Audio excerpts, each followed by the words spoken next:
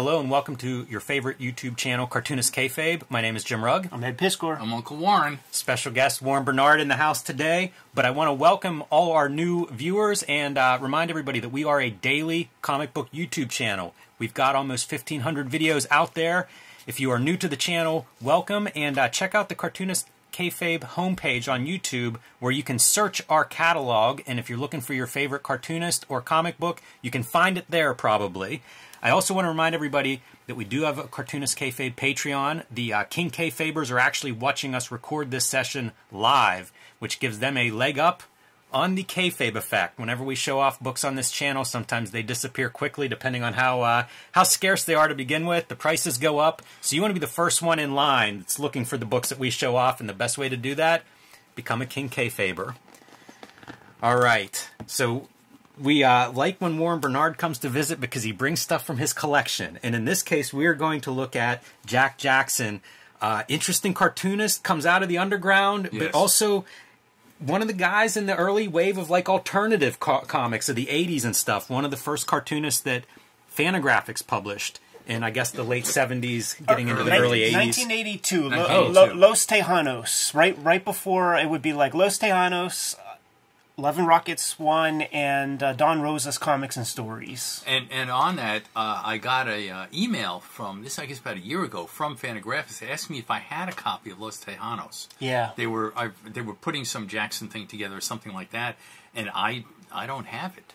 Okay. I always wanted to see more it. Alarming, did they not have it? Well, that goes because a lot of that stuff kind of disappears. Okay, and if there was no one there to stash that one copy from 40 years ago, right. I've discovered JAXON's work in the pages of the early Blab, like when Blab yes, was with Kitchen Sink.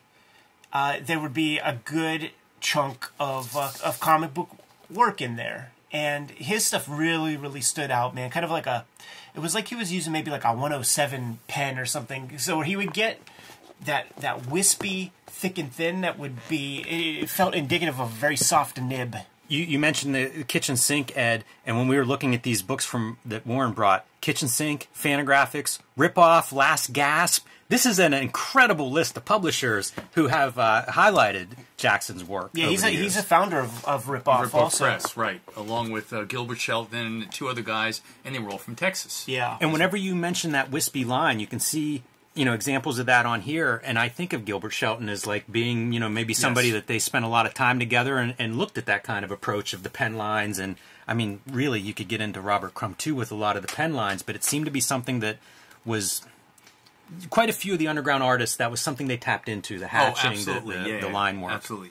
The fun stuff when you're taking a look at the undergrounds and you see his color covers, 10-to-1, the artist is cutting the color separations themselves. So, owning a publisher, you probably have good first-hand experience in cutting your seps and stuff. And I love that yes, the acknowledgement of the EC. It's a really interesting detail on that cover. All of these guys were deeply influenced by EC Comics. Okay, so if you think about the way generations go in terms of influences, these guys in the 60s and 70s, they were looking back to those because that was like the pinnacle at that time. Absolutely. And as you move through, I was going to get to try to find his story. That's all him. Yeah, this is him. Oh, it is? Yeah, the first one.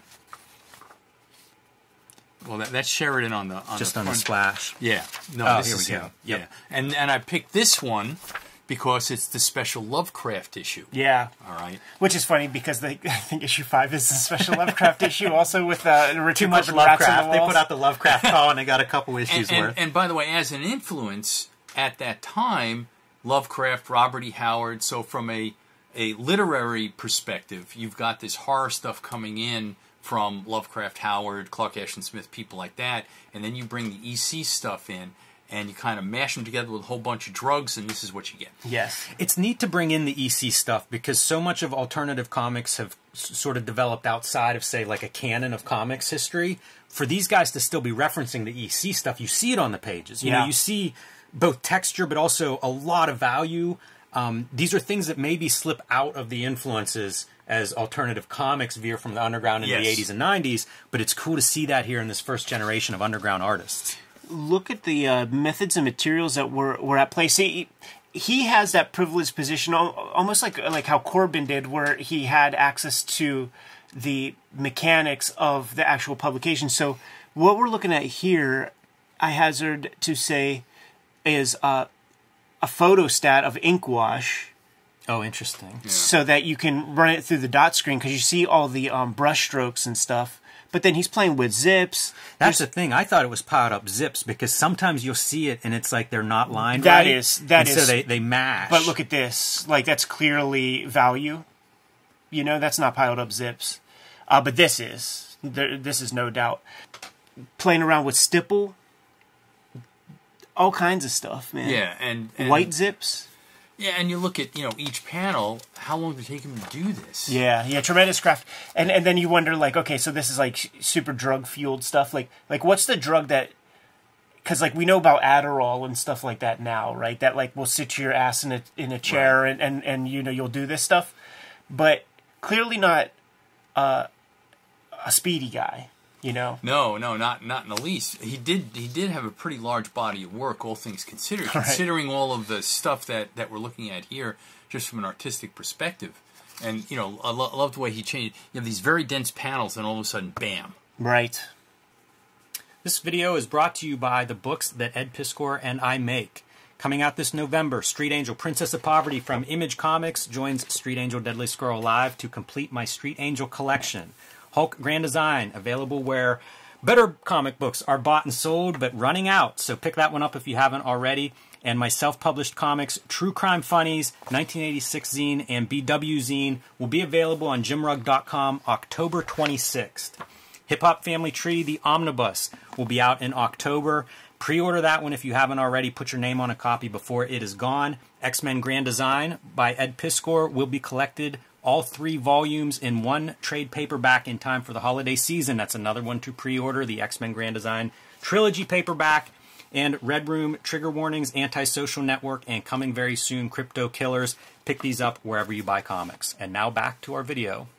The other thing about Jackson, in that pantheon of underground creators, he does fit closer to a Corbin than a Crumb, because he does play with genre materials more than any of those other guys. Very few did. It would be Von Bode, it would be Corbin. You could show me panels like this, and they'd make total sense of. I might guess that's a Rolf panel, like a Corbin panel. There's a lot of those little moments where you see lines that, or values where it feels like, oh yeah, I can see that from either guy. Love this where you really get to see the texture being displayed there. Texture and value, but each building has its own piece. Right. It's amazing. And so he did Skull, he did Slow Death Comics. In fact, this has a thing in it. It's called White Man's Burden. And so the whole premise behind the story is that all of the other races in the world have gotten tired of being oppressed by the white man. Okay? And they basically revolt in open.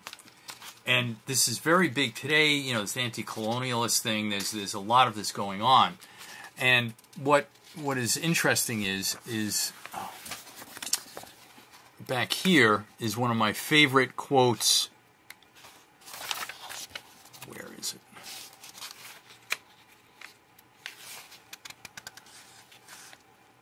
Yeah.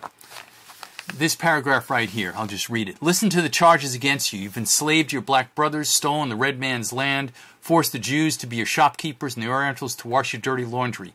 You have poisoned the oceans, polluted the atmosphere, ravaged the land, wiped out the wildlife of the planet, reduced countless noble species to bones and dust, and replaced them with new strains of vermin and disease. You've even debased God to your own image and contrived an agonizing death for his only son.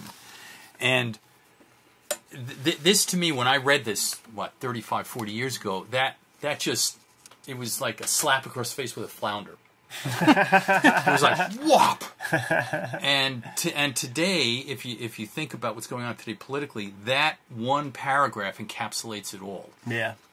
We note that again and again on this channel when we look at older comics of like, this same conversation is now happening. That's right. And it feels like you can go back 50 years and it's a lot of the conversations, and especially from the undergrounds, yes, it feels like they continue to be, we have the same conversations. Decades pass and it's like we still continue to have the same conversations. Like, nothing has changed. Right, and this, and then all the ecology stuff that came out. Yeah. Okay, nuclear warfare.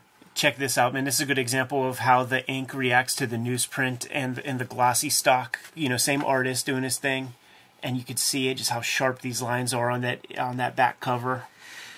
This is a good illustration of the range of Underground Comics too. Like just the volume of imagery that he's putting on the 2 pages here, compared to some that are very slight. You know, you can certainly find those examples of like, hey, we can sell to head shops, get that issue to on the press right away. You know, it's not just Marvel and DC that's trying to roll out product. A lot of people were taking advantage whenever there was a little bit of money out, but it's like you can see the difference between a cartoonist who's really pouring in everything. Totally. And here's Edvard Munch, The Scream.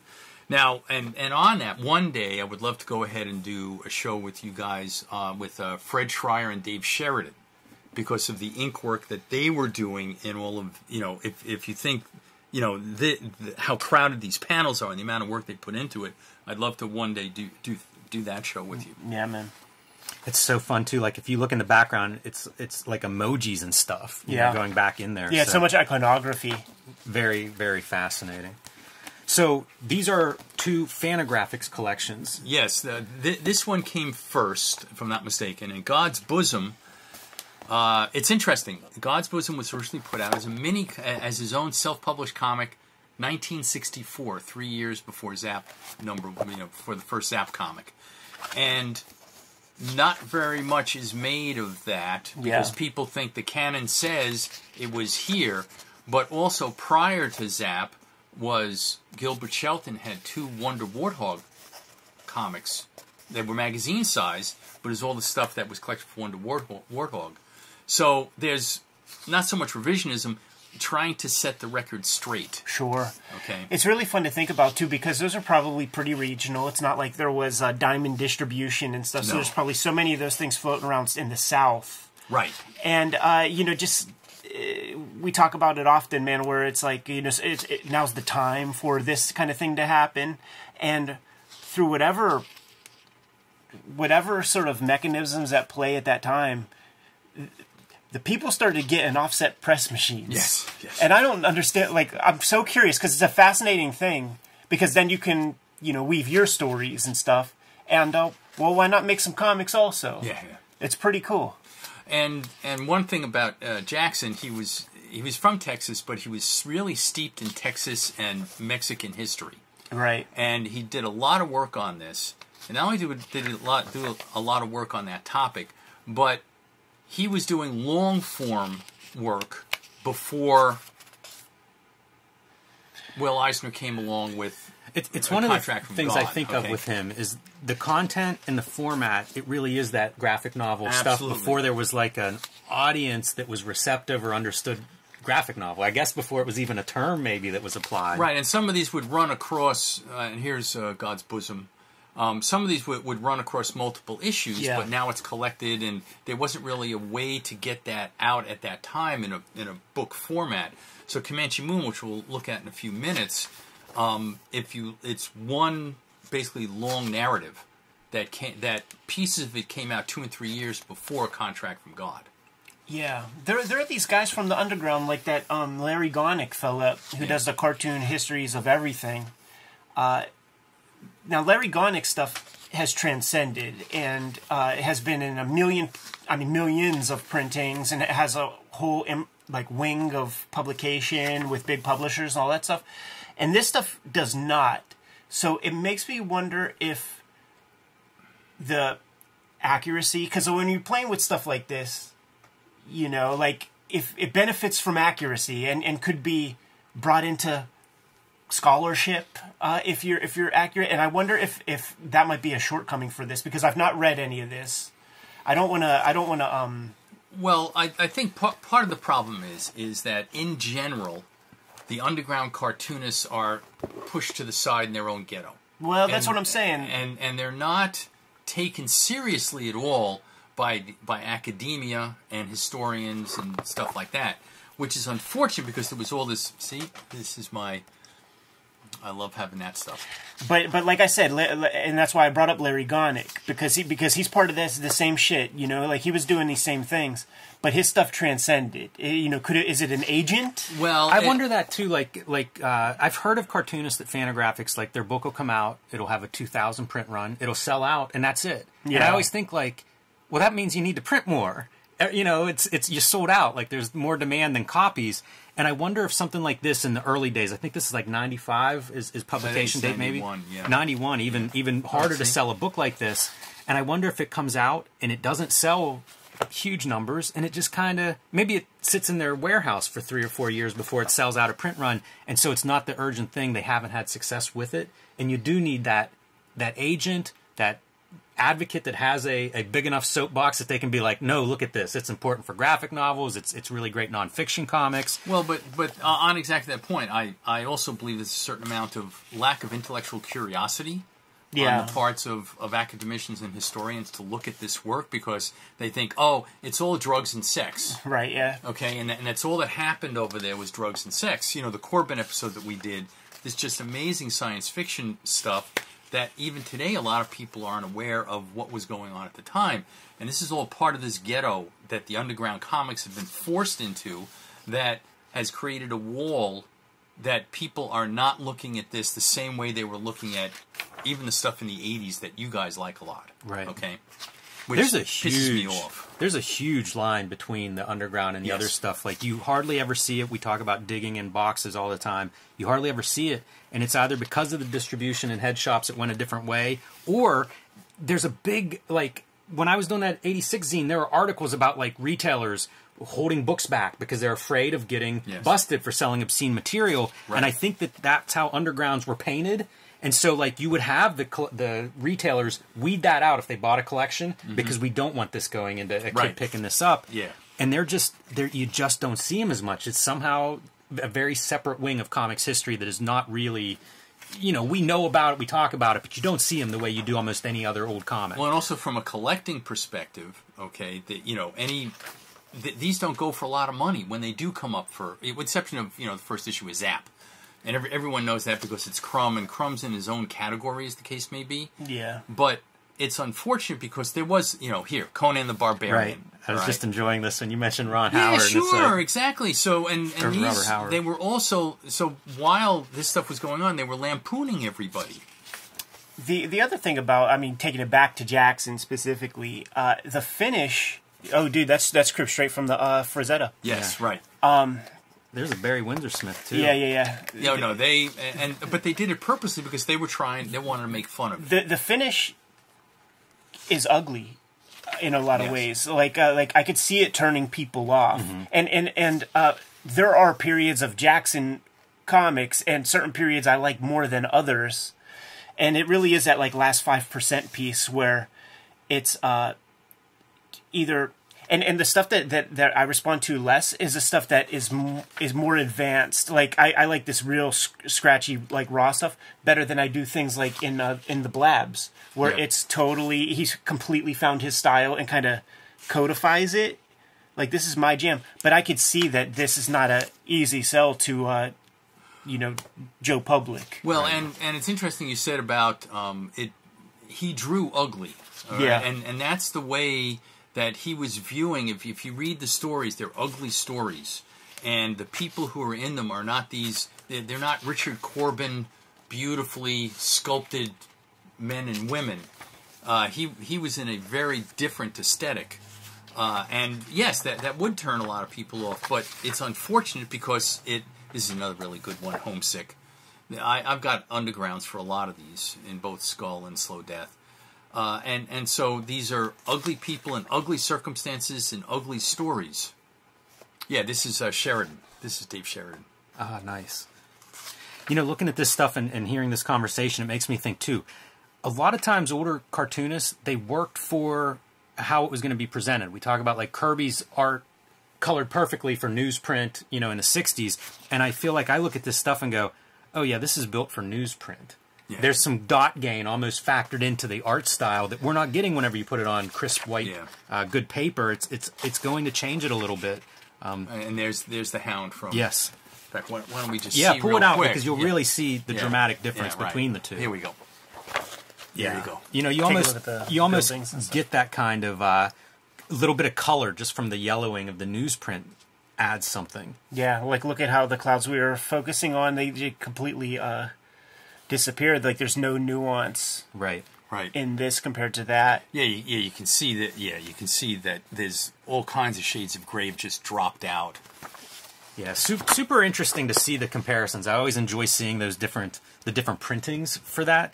One thing looking through here, like you had mentioned EC as being one of the big, that's a great book plate. You mentioned, although very funny in this context, you mentioned EC being an influence. A lot of Mad Magazine I see in these drawings, and I think like it almost looks like he could work for Mad Magazine, you know, like the level of craft that's on display, but also it feels contemporary to that. Severin comes to mind. Like certainly, like with like that feels like a Severin illustration. Definitely. Yeah, absolutely.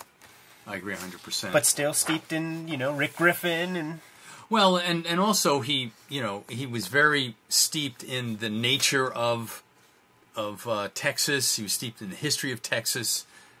He was you can just see from this panel the degree to which he wanted to represent this bird correctly. yeah. Almost overwhelming in his ability with a pen nib. Great textures. I mean, like able to employ it in lots of different ways. And honestly, at this stage, man, like maybe even more advanced than Crumb. Like Crumb's Book of Genesis looks like this, and it comes 30 years many later. Years later, yeah, absolutely. Yeah, this is beautiful stuff here. Almost feels like he may be working to this kind of format or working to the better reproduction. Yeah, and this is later. This is like when he's kind of figured his stuff out. I like that. I like seeing the guy who's like figured it out, and then you get to see it kind of this progression through the career because this does look sharp. And you get these beautiful pages and panels where he's very respective. At least, okay. Now, granted, I'm not a Native American Indian, and my opinion may not be the true one, but to me, anyway, he presented them well. Makes me want to read an interview with him. I feel like he's been in Comics Journal, and I'm curious what his relationship was. Like he may have been very close. Ago. He died 2001 or something. He was a young man. He was like 60 years old. Marks like this makes me think that like heavy metal shows up on his radar a little bit. Guys like Kaza, Mobius start to introduce him to new kinds of inking marks. I always love whenever an artist does this too, where there's like art within the comic that's going to be a little bit of a different style. Yeah, that's always interesting to me. Yeah, it really feels European. Some of these panels, yeah, absolutely. Well, and some of them went ahead and looked at some of the European stuff was coming over Metal Hurlant and you could picture this in metal. Heavy metal would fit perfect. Absolutely, and they're much more painterly, and they're much more refined. It's neat to see this stuff as like historical fiction or nonfiction, and think about what the version is today and how much more is on the page. Oh yeah, like I've been seeing more examples of this where I'll look at certain cartoonists, usually older cartoonists, and it'll be like these pages have so much invention on every single page when it could just be like talking head recounting a fact, you know, in the caption. And that's not at all what you see on display here. Absolutely not. Yeah, he was one of my faves, as you can tell by what I've got. And all of his stuff was well written, well drawn, well represented. He got his backgrounds and he got his sense of place really right there. Good lighting. Great lighting. I was just going to say it. Yeah. Makes me wonder if like Tim Truman must have been a fan of this material. I think so. Yeah, I think so. We need to look at those wilderness books that Uncle Tim drew, man.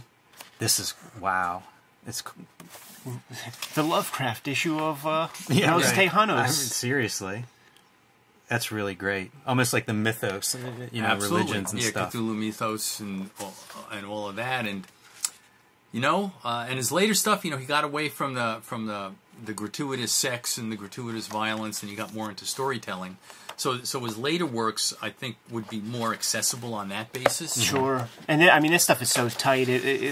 He's figured out he could still get a high level of detail and stuff as he wants, but he could separate the forms. He could separate the foreground, middle ground, background much better than he did in those earlier examples. Absolutely.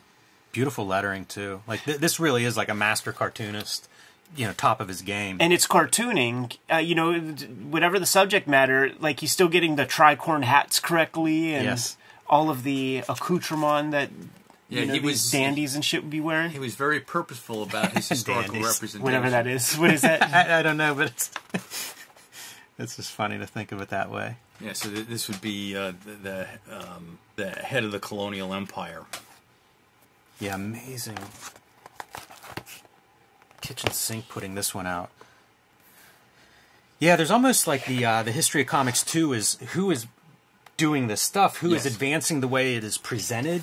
This is quite a package. Yeah. For for this material compared to like starting in the undergrounds where you're printing the stuff on your your buddy's apartment's offset press to this presentation. I mean, it's got to be mind blowing. To do it in one career is really something. Dennis Kitchen was really investing in him because he would show up in those blabs and stuff and get a lot of mileage.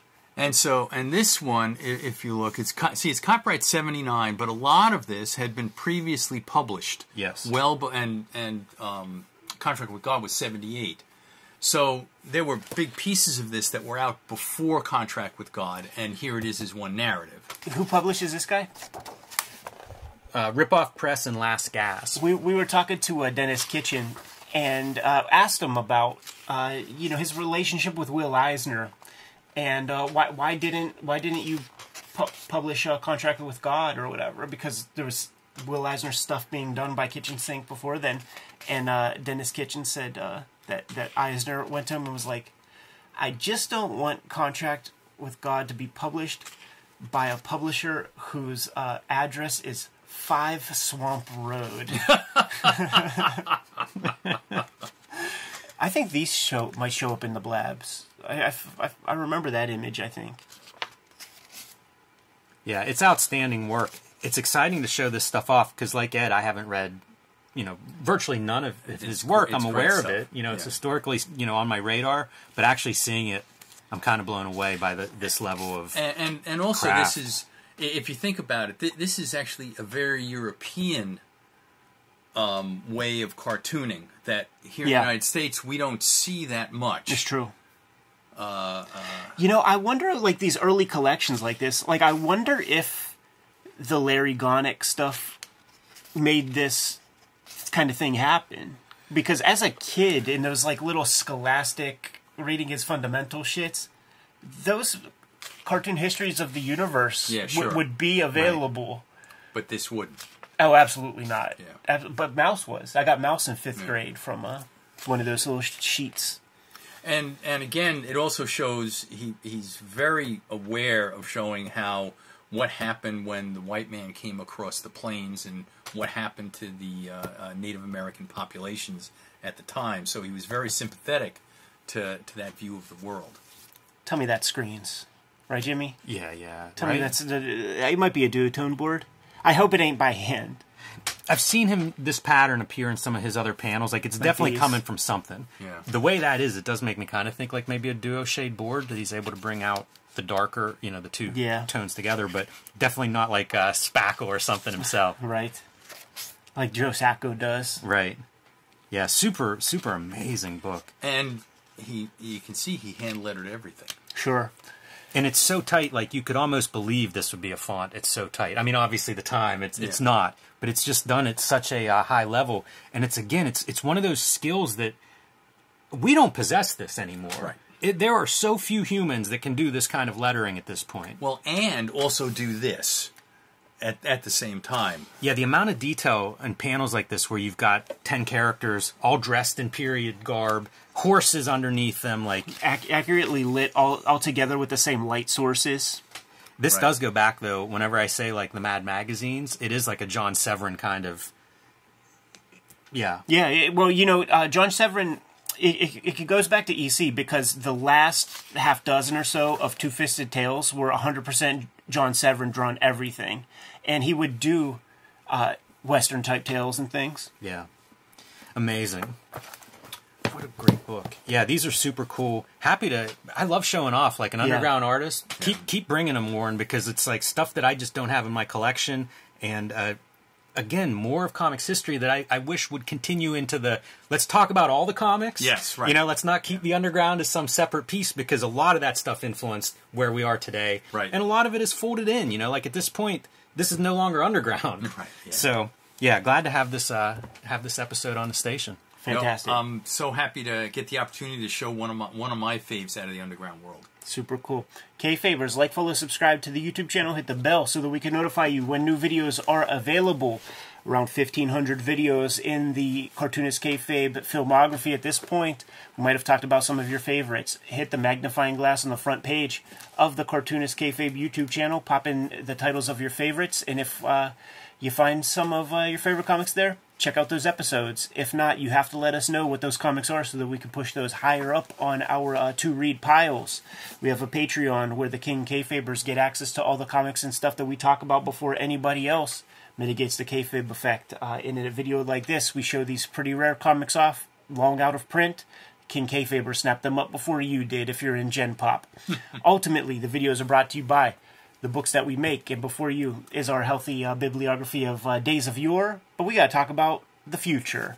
And the Hip Hop Family Tree Omnibus. Gotta thank you guys very much for supporting the book already, and it's not even out yet. It's coming out on October 18th, 504 pages, 140 pages of material that is not in the original 4 volumes of Hip Hop Family Tree, and it's the best book I've made to date, and I can't wait for you to add it to your libraries. So many of you have ordered it already. We got the numbers back, and I'm freaking thrilled. So thank you very much for ordering this comic. Not the only holiday effort to come out in 2023. We're putting together a trade paperback of my X-Men Grand Design work called the X-Men Grand Design Trilogy.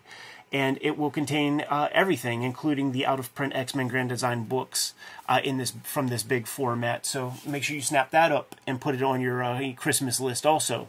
Red Room has been the current focus of my output the past couple of years. Murder on the Dark Web for Fun and Profit, name of the game of the Red Room universe. But guess what? It's a trilogy also. So the third trade paperback called Crypto Killers is coming out in January. And use some of your holiday funds to scoop up that last round of Red Room. Those are the best comics I've drawn to date. So scoop them all up. Jimmy, please let the people know what you have coming out this season. It is time for you guys to go to your local comic shop and pre-order Princess of Poverty. Let them know how many copies Image needs to print of Street Angel Princess of Poverty. It'll be out in November in time for the holidays, and combined with Deadliest Girl Alive, also available from Image Comics. These 2 books collect all of the Street Angel comics that I have made so far. Hulk Grand Design Treasury Edition.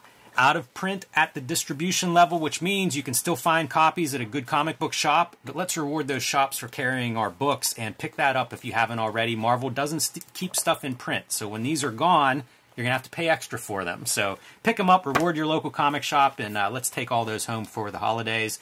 I have been self-publishing as of late. The BW Zine is a collection of panels, artwork, editorial ads from the Black and White Explosion comics that I dearly love. 1986 celebrates the greatest year in comics history, from Dark Knight to about a dozen Teenage Mutant Ninja Turtle ripoffs, early appearances of manga on the American market. So True Crime Funnies is a collection of nonfiction anthology here, a couple wrestling stories as well. These will all be available on sale on jimrugg.com October 26th. Basically a holiday sale. Give you plenty of time to stock up before the holidays, but mark that on your calendar. If you can't wait till then, you can read a lot of this stuff on my Patreon. Patreon.com/JimRugg is where you can download out-of-print zines and mini comics and see my latest comics. Uncle Warren, want to thank you once again, man. Hope next time you could bring your copy of Hungry Chuck Biscuits for us to dissect. But the books are the most important ways to support the channel. There are some other satellite ways to support Cartoonist Kayfabe, and Jimmy, if you'll let the people know. Yeah, subscribe to the Cartoonist Kayfabe newsletter at the links below this video. You can also find Cartoonist Kayfabe t-shirts, merchandise, hats, fanny packs, stickers, and lots more at our spread shop. That link is also in the show notes under this video. There you have it. Keep the channel rocking on a daily basis and support Cartoonist Kayfabe. Give them those final marching orders, Jimmy, so that we can be on our way. Read more comics.